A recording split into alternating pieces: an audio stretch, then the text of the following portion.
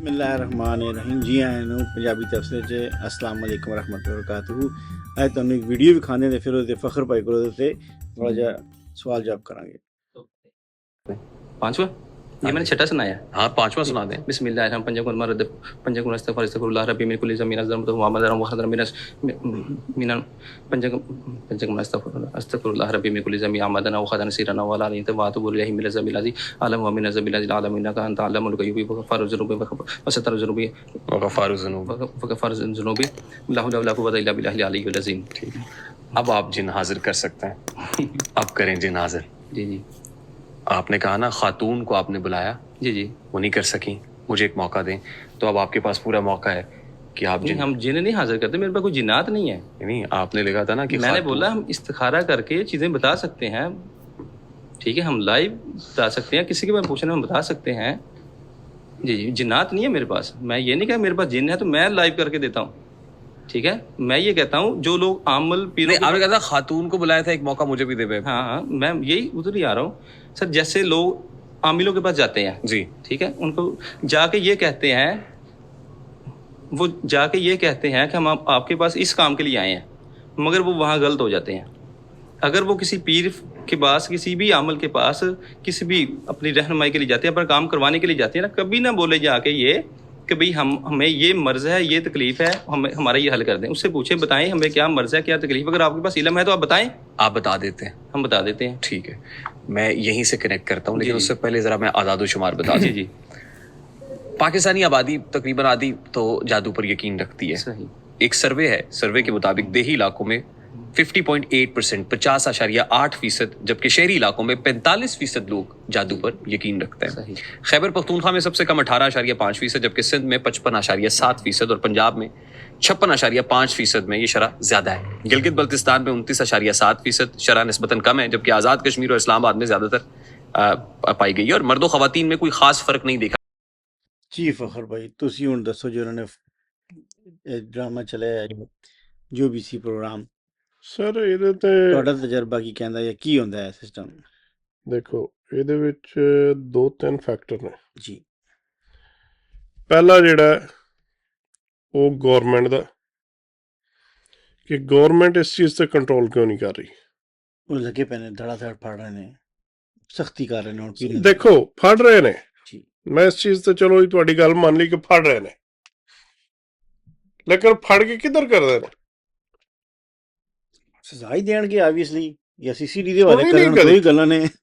Sir Pakistan ਇਹਦਾ ਦਾ- ਜਿਹੜਾ ਵੀ, ਦੇਖੋ ਮੇਰਾ ਵੀ ਇਸ ਚੀਜ਼ ਨਾਲ ਤਲਕ ਹੈ, ਜੀ ਠੀਕ ਹੈ, ਤੁਸੀਂ ਜਾਣਦੇ ਹੋ। ਜੀ ਜੀ ਇਹਦੇ ਚ ਅਸਲੀ ਤੇ ਇਸ ਨਕਲੀ ਚੀਜ਼- ਦਾ ਅਸਲ ਜੇ ਉਹ ਮੈਂ ਕਨਸੈਪਟ ਤੁਹਾਨੂੰ ਬਾਅਦ ਚ ਦੱਸਾਂ। ਅਸਲ ਤੇ ਕਨਸੈਪਟ ਹੈ।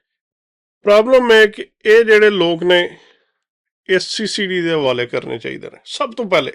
ਜਿਹੜੇ 2 ਨੰਬਰ ਨੇ ਇਹ ਵੀ ਨਾਲ ਕੋਣਾ, ਜਿਹੜੇ ਫਰਾਡੀਅਨ ਨੇ। ਆਫ ਕੋਰਸ ਜੀ ਜੀ ਤੁਹਾਨੂੰ ਸਹੀ ਜਿਹੜੇ ਨੇ ਹਾਰਡਲੀ 10% ਲੱਭਣਗੇ, ਸਹੀ ਗੱਲ ਹੈ।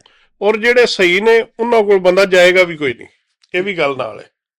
ਵਜ੍ਹਾ ਕਿ ਉਹਨਾਂ ਨੇ ਤੁਹਾਨੂੰ ਇਹ ਨਹੀਂ ਕਹਿਣਾ ਕਿ ਤਵੀਜ਼ ਲੈ ਜਾਓ, ਬੱਕਰੇ ਲੈ ਆਓ, ਕੱਟੇ ਲੈ ਆਓ, ਮੱਝਾਂ ਲੈ ਆਓ, ਠੀਕ ਹੈ। ਉਹਨਾਂ ਨੇ ਤੁਹਾਨੂੰ ਅੱਛੀ ਚੀਜ਼ ਦੱਸਣੀ ਹੈ।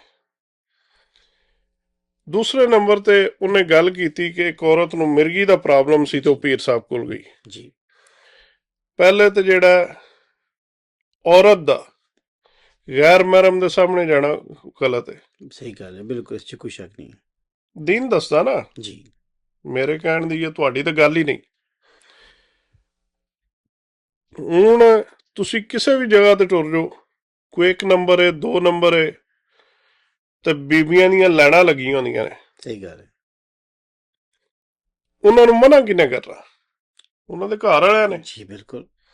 ਸਭ ਤੋਂ ਪਹਿਲੇ ਉਹਨਾਂ ਤੇ ਕੋਈ ਜਿਹੜਾ ਫਤਵਾ ਆਉਣਾ ਚਾਹੀਦਾ, ਉਹਨਾਂ ਨੂੰ ਸਜ਼ਾ ਹੋਣੀ ਚਾਹੀਦੀ ਹੈ। ਉਹ ਜਿਹੜੀਆਂ ਬੀਬੀਆਂ ਆਉਂਦੀਆਂ ਨੇ, ਸਹੀ ਗੱਲ। ਉਹਨਾਂ ਦੇ ਜਿਹੜੇ ਬਾਪ ਏ, ਭਾਈ ਏ, ਸ਼ੋਹਰ ਏ, ਬੇਟਾ ਹੈ, ਉਹਨਾਂ ਨੂੰ ਸਜ਼ਾ ਹੋਣੀ ਚਾਹੀਦੀ ਹੈ। ਉਹ ਸਜ਼ਾ ਦੇਣ ਲੱਗੇ, ਤੁਸੀਂ ਕਿ ਆਪਣੀ ਤੁਹਾਨੂੰ- ਹੋਰ ਕੀ ਨਹੀਂ ਵੇਖ ਸਕਦੇ, ਸੋਚ ਰਹੇ ਨੇ ਤੁਹਾਨੂੰ ਗਵਰਨਮੈਂਟ 'ਚ। ਇਹ ਪਤਾ ਹੀ ਨਹੀਂ ਕਿ ਤੁਹਾਡੀ ਬੀਬੀ ਕਿੱਥੇ ਜਾ ਰਹੀ ਹੈ। ਸਹੀ ਗੱਲ ਹੈ।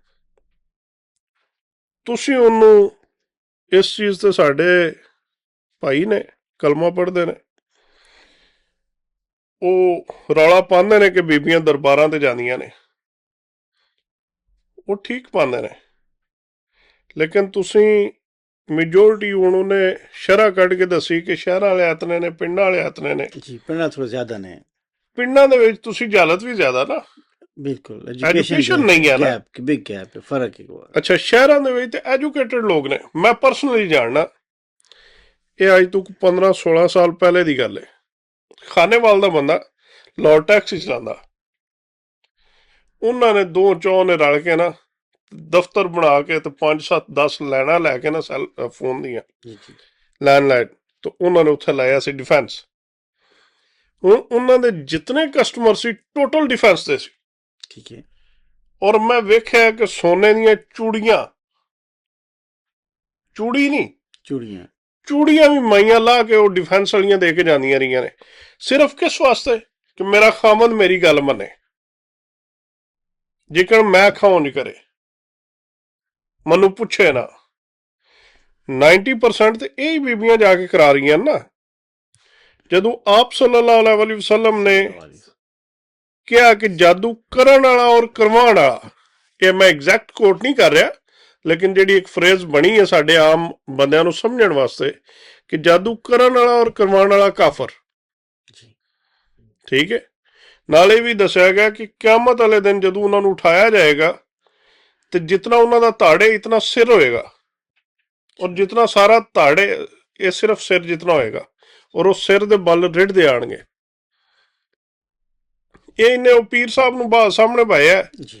ਮੈਨੂੰ ਇੱਕ ਤੇ ਉਹ ਕੋਈ ਪੀਰ ਸਾਹਿਬ ਐਡੇ ਲੱਗ ਵੀ ਨਹੀਂ ਰਹੇ, ਠੀਕ ਹੈ, ਕਿਉਂ? ਉਹਨਾਂ 'ਚ ਕਾਨਫੀਡੈਂਸ ਹੀ ਨਹੀਂ ਗੱਲ ਕਰਨ ਦਾ, ਉਹ ਬੋਲਣ ਦੇ ਹੀ ਨਹੀਂ ਰਿਹਾ ਪੀਰ ਸਾਹਿਬ ਨੂੰ। ਔਰ ਪੀਰ ਸਾਹਿਬ ਉਹ ਗੱਲ ਕਰ ਰਿਹਾ, ਪੀਰ ਸਾਹਿਬ ਉਹਦੀ ਗੱਲ ਸੁਣਿਓ ਬਗੈਰ ਅੱਗੂ ਜੀ ਕਰੀ ਜਾ ਰਹੇ ਨੇ।